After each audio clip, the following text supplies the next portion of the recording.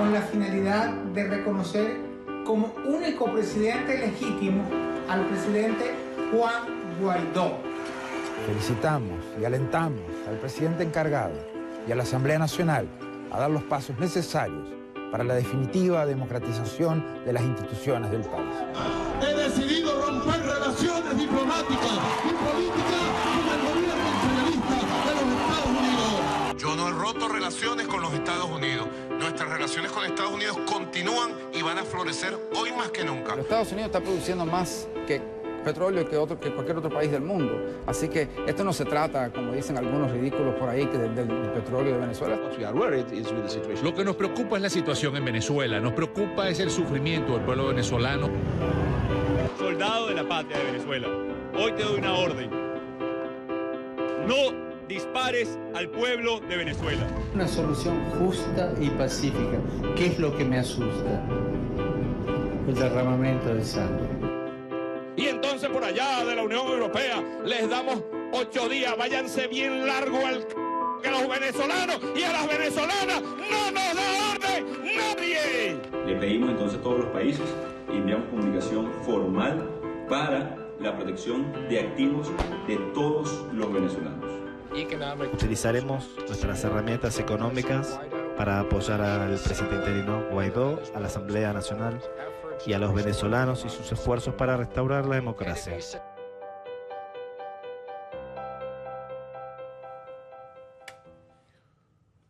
Le pido que a partir de este momento me acompañe utilizando la etiqueta Conclu J. Guaidó, de Juan Guaidó. Esa es la etiqueta que vamos a estar utilizando durante toda esta edición especial de Conclusiones, numeral Conclu J. Guaidó.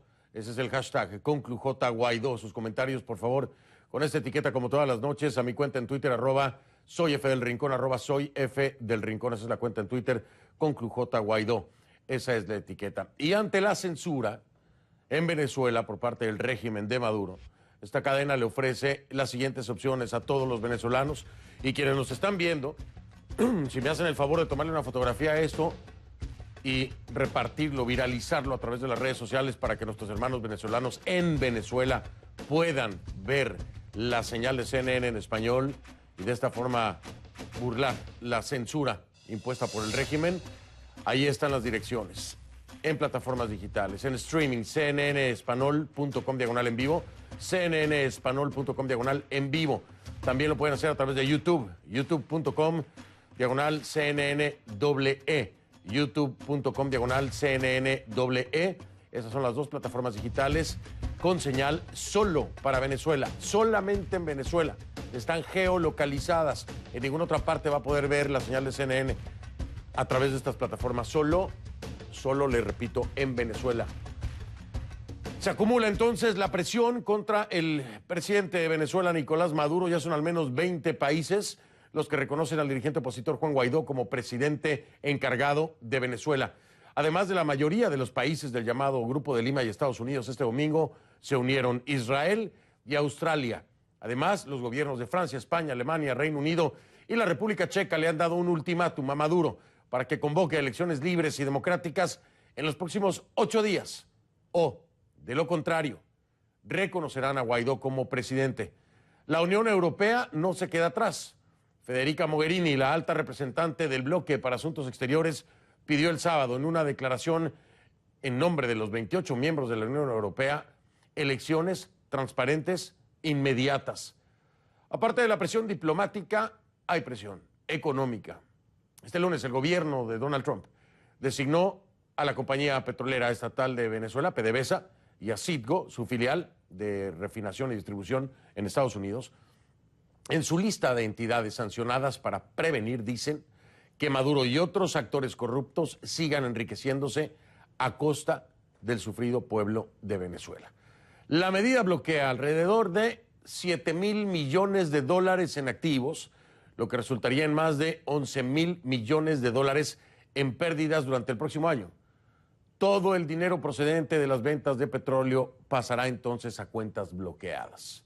¿Esto qué significa? Bueno, significa que cualquier compra de petróleo venezolano por entidades estadounidenses estará prohibida, salvo ciertas excepciones.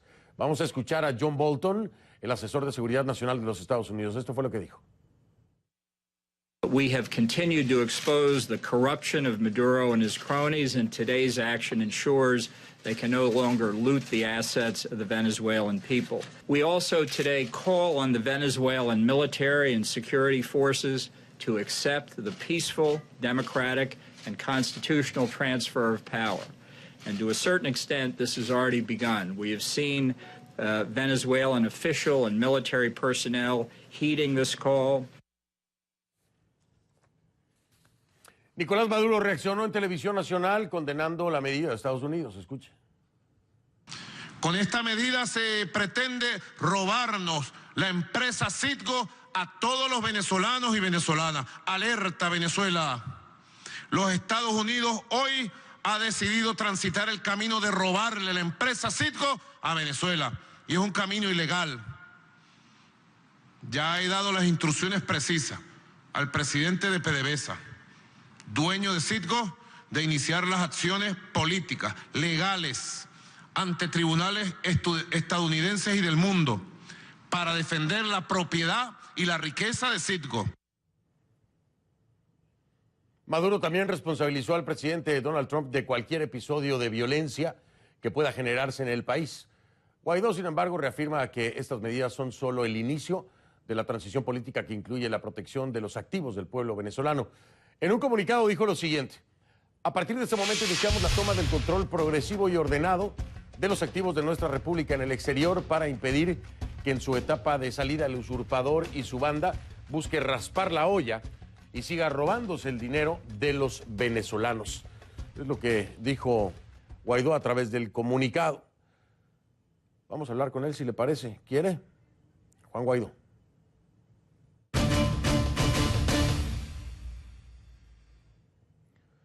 Le doy la bienvenida a Juan Guaidó, quien juró asumir las funciones del Poder Legislativo el 23 de enero en Cabildo Abierto y que es reconocido por más de una docena de países, una veintena de países, como el presidente encargado de Venezuela.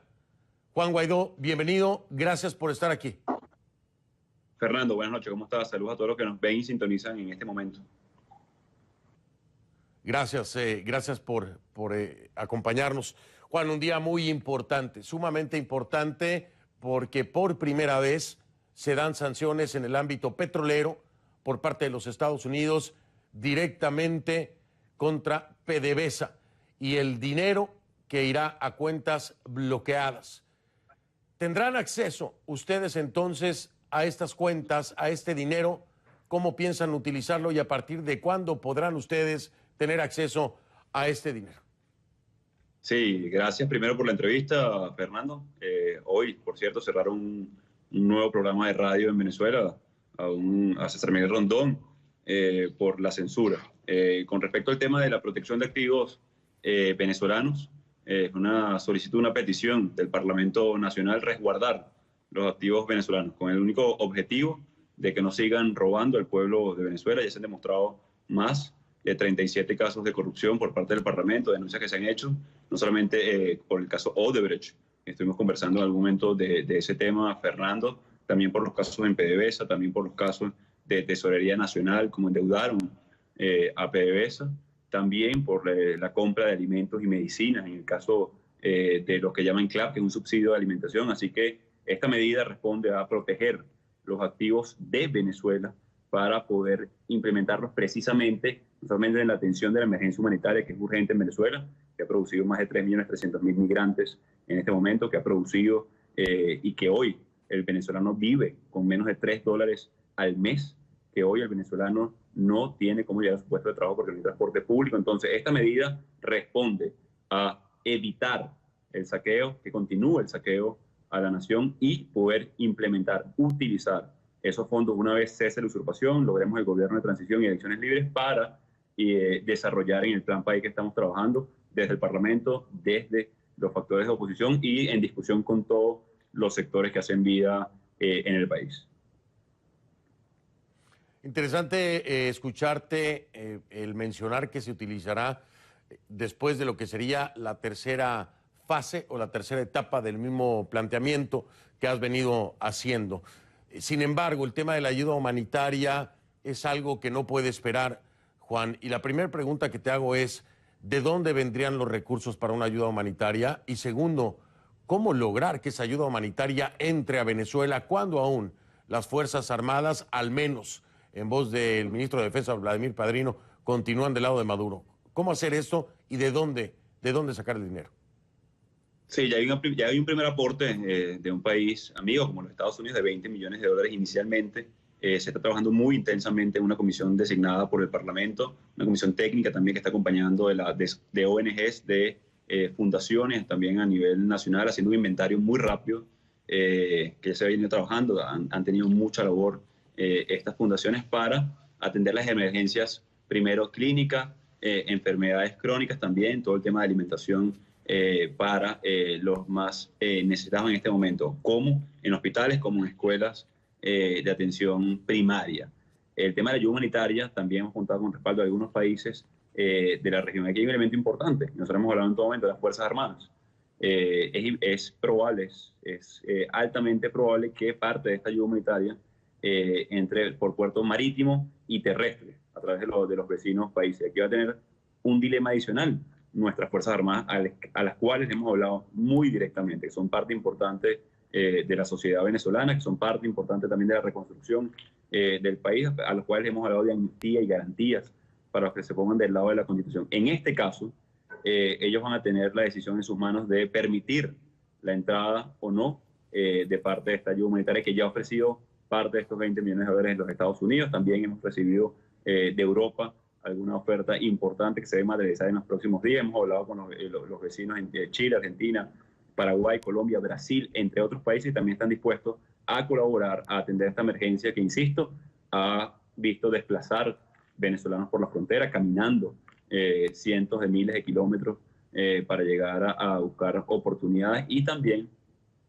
la crisis que vivimos. Hace una semana o dos murieron 7 pacientes en el clínico universitario, por ejemplo, por falta de electricidad. La planta no funcionó y lamentablemente perdimos esas vidas lamentables en Venezuela, pero también en el JM de Los Ríos, o también los pacientes, por ejemplo, renales, que el Seguro Social hoy determinó que tenían 5 días de insumos, condenando a muerte a más de 2.000 pacientes. Entonces, es urgente, no va a esperar, evidentemente, a que terminemos de lograr la fase. Los tiempos del hambre en Venezuela también son muy claros, y por eso hemos urgido, y la primera medida que tomamos fue precisamente autorizar el ingreso de la ayuda para que pueda correr los lapsos muy rápido de este paso. Pero Juan, me dices que va a depender la decisión prácticamente de las Fuerzas Armadas de dejar o no entrar la ayuda humanitaria. Unas Fuerzas Armadas que hasta el día de hoy, por la razón que sea, y quisiera preguntarte cuál sería para ti esa razón, no han respondido directamente o positivamente hasta el momento a tu llamado con la ley de amnistía, a sumarse a la reconstrucción y a restablecer el hilo constitucional con esta oferta que le hiciste incluso al mismo Maduro. Pero al día de hoy, Juan, no vemos una reacción positiva. ¿Por qué pensar que las Fuerzas Armadas van a permitir el acceso de ayuda humanitaria cuando no han respondido positivamente a este llamado, a esta oferta de amnistía?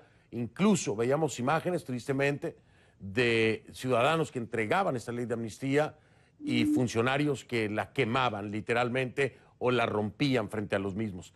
¿Por qué pensar que puede darse ese escenario cuando la situación es otra? Son varios elementos, Fernando.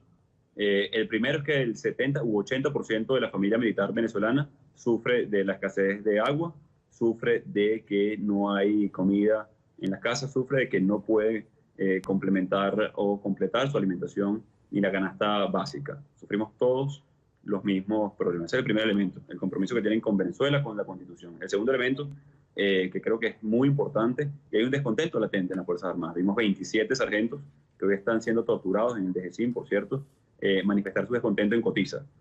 Hay 160 militares activos, presos, detenidos por un mensaje en el celular, por simplemente decir que no bastaba o alcanzaba la presta operacional para poder cubrir la demanda de la tropa. Entonces el descontento está ahí, está latente. Ya hay también un incentivo positivo a ponerse del lado de la Constitución, que es la ley de garantía y amnistía. Hay también los elementos ahora no solamente de amnistía y garantía, hay un incentivo que es nada más y nada menos poder ayudar a cada venezolano que lo necesita que necesita esa bolsa de diálisis peritoneal, que necesita insulina, que necesita retrovirales, que necesita insumos para curar el cáncer, por ejemplo. Entonces, no es poner la carga solamente sobre la Fuerza Armada, es lograr ejercer las competencias del Parlamento, lograr ejercer las competencias de la presidencia encargada para lograr las 3 fases que hemos determinado y poder, entonces, no poner en dilema a las Fuerzas Armadas, darle una oportunidad nuevamente que se pongan del lado de la Constitución, pero más importante, del lado de su gente. Voy a preguntarte algo porque me llamó la atención, y ya después entramos en detalle con la ley de amnistía para que me expliques algunas cosas, pero no quiero dejar pasar este momento para preguntarte algo que me llamó sumamente la atención. Cuando minutos antes de que se diera esta conferencia de prensa en la Casa Blanca con el asesor de Seguridad Nacional y el secretario del Tesoro, verificaba yo tu cuenta de Twitter y en ese momento lanzabas este comunicado, ¿no? Que son las acciones precisamente que estarías tomando, donde viene incluso la mención acerca del nombramiento de las juntas directivas de PDVSA y Citgo. Minutos después se interrumpe programación en esta propia cadena y entonces vemos la conferencia de prensa en la Casa Blanca. Juan, ¿hay una coordinación directa y concreta con las acciones de Juan Guaidó y de la Casa Blanca? ¿Están de la mano? ¿Están coordinando este tipo de anuncios? ¿Van de la mano? ¿Se están poniendo de acuerdo para hacerlo? Fernando, el acuerdo de protección de activos, bueno, hay 2 acuerdos además, producto de la corrupción, de recuperación de activos producto de la corrupción, que fue aprobado hace 2 semanas en el Parlamento. El día 15 de enero aprobamos el de protección de activos. Eso fue un acuerdo aprobado por el Parlamento el 15 de enero. Esto simplemente viene a ser hábil y legítima las decisiones del Parlamento, que por cierto, no solamente se van a quedar en los Estados Unidos, también vamos a facilitar a Europa la protección de activos de Venezuela en esos países. Ya el sábado o domingo se cumple el lapso que le dieran, el ultimátum que le dieran a Maduro, y vamos a extender esta petición de protección de activos de Venezuela, de la República de Venezuela, a todos los países, incluso los vecinos. También hay algunos elementos importantes en Colombia, en Brasil, que insistimos, esto no tiene que ver con un bloqueo.